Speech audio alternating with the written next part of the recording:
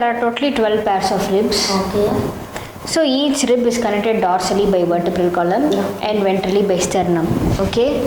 So the first 7 pairs of ribs which we have shown in that vertebral column. Yeah. So first 7 pairs of ribs are true ribs. Okay. Because it is attached both with vertebrae dorsally and sternum ventrally. Okay. It is attached through hide and cut edge. Okay.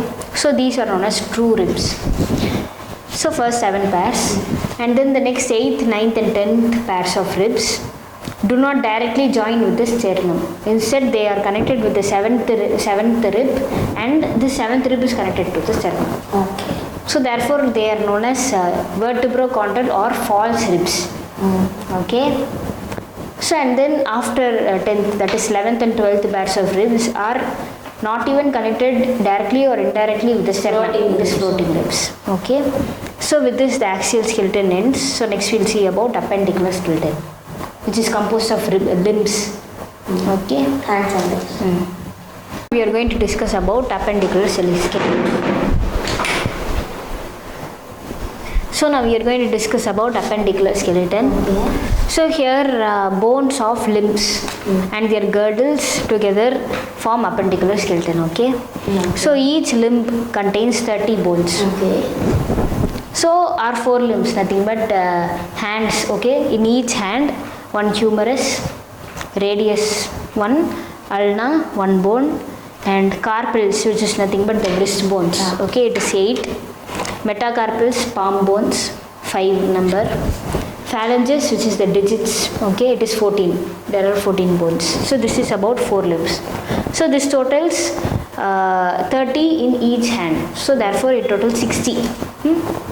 And hind limbs. So now we are going to see about hind limbs. So it consists of femur, which is the thigh bone, longest bone.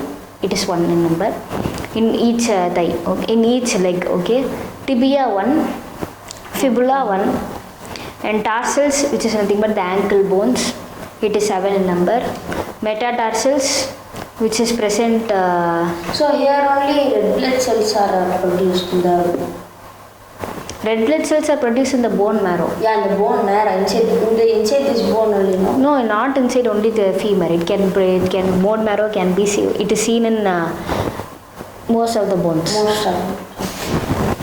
So tibia it is 1, fibula 1, tarsals are ankle bones, it is 7, and metatarsals are 5. Okay. Phalanges, which is the digits of our legs, it is 14 in number. And here in legs there are extra bone which is known as cup-shaped bone called patella, which acts as kneecap, cover the knee ventrally. Okay. So these are the forelimbs and hind limbs. Okay. So next we will see about girdles, pectoral girdle and pelvic girdle. Okay. And now we are going to see about the 2 girdles, which is the pectoral girdle and pelvic girdle. Okay. So these girdles help in the articulation of forelimbs and hind limbs. Okay. So each girdle has 2 halves. Okay. So each half of pectoral girdle consists of a clavicle and scapula. Okay.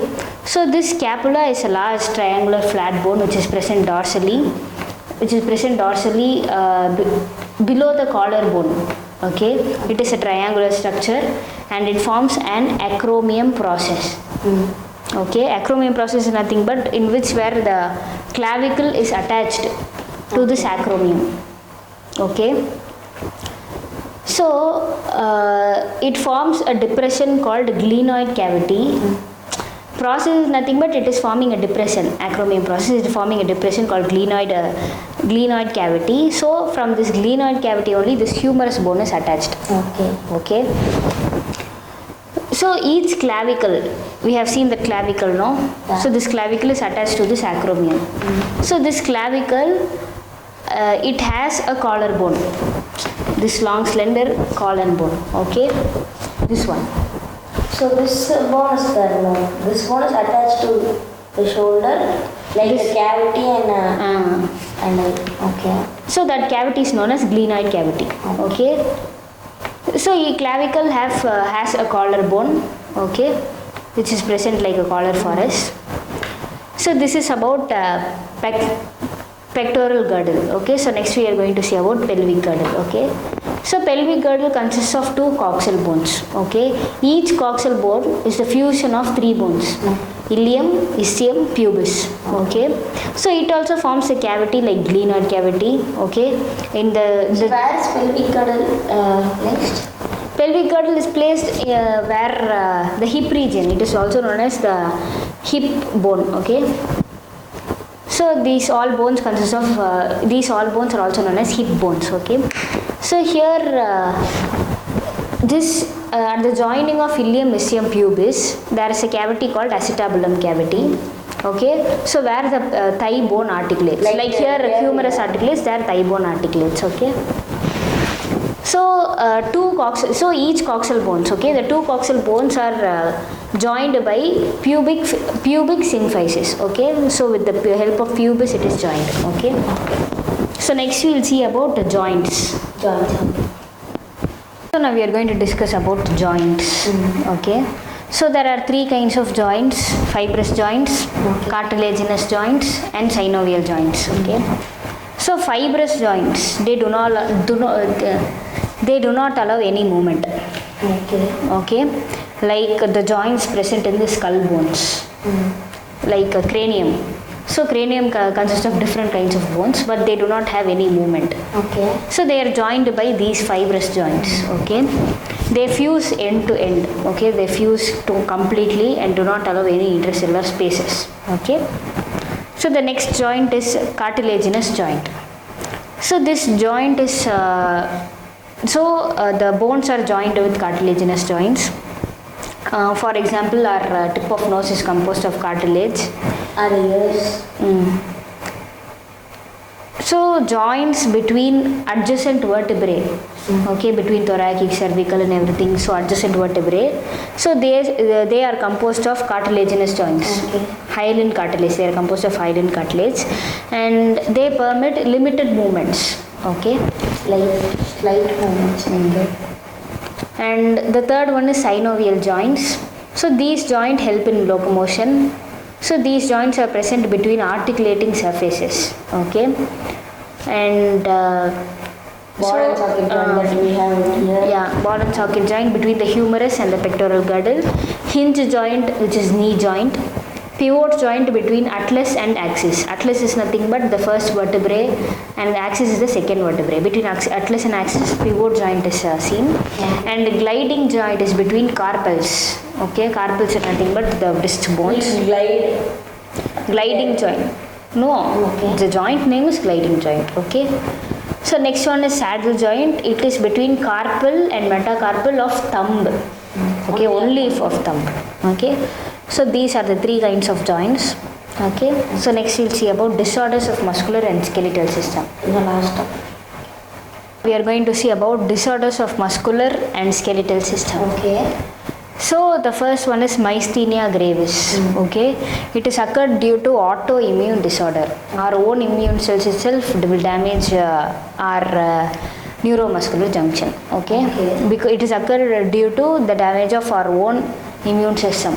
Not damage, it cannot recognize. Okay, so it affects neuromuscular junction, okay, of the same cells, which causes fatigue or weakening of skeletal muscles. Okay. Okay, so the next one is muscular dystrophy. So it is degradation of skeletal muscles. Degradation, skeletal muscle will degrade. Okay, it is a genetic disorder. So the next one is tetany. Okay, tetany is nothing but the wild contraction of muscles due to low level of calcium in body fluid. So calcium plays a main role in muscle contraction. We have already seen that due to calcium binding. So due to low level, it produces wild contractions. Okay. Wild contractions means how we are. Great contractions. So and then next one is arthritis. So this arthritis is nothing but inflammation of joints. Okay, joint pains. And then osteoporosis, it is decreased bone mass.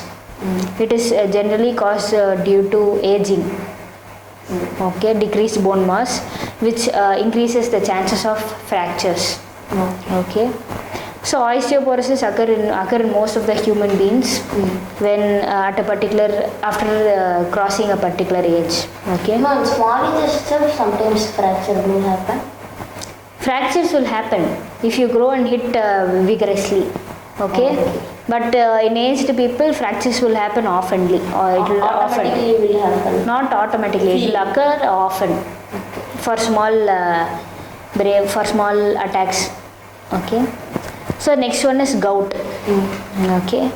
So this gout is nothing but inflammation of joints due to accumulation of uric acid crystals. Okay. So when uric acid crystals accumulate on joints, it causes inflammation. Okay, that is nothing but gout. So these are the disorders of muscular and skeletal system. Okay. So thank you for watching. Thank you. Please subscribe. If you like this video, share this video. And if you have any doubts, leave them in the comment section. Kritika and Anirudh signing off.